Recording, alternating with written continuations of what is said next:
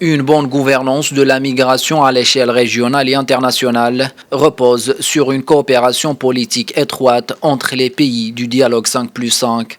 C'est dans cette perspective que s'est ouverte à Marrakech la 8e conférence ministérielle sur la migration et le développement. La veille de son ouverture, le ministre marocain des Affaires étrangères Nasser Bourita s'est réuni avec son homologue portugais.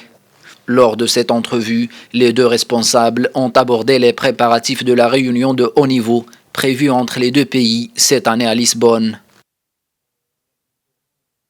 Nous avons un agenda très riche qui comprend la relation économique, probablement la possibilité d'un accord bilatéral sur la migration et la migration circulaire, alors de travailleurs saisonniers, mais aussi des projets de coopération luso-marocain en Afrique et bien sûr des projets concernant les interconnexions électriques entre les deux pays.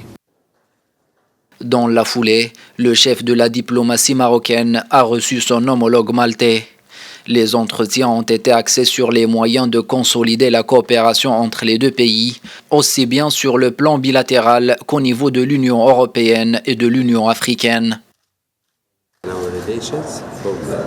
La République de Malte et le Maroc doivent œuvrer ensemble en faveur du commerce et du développement et pour la création d'opportunités en Afrique. L'avenir de l'Europe et celui de l'Afrique sont liés, d'où la nécessité de travailler ensemble.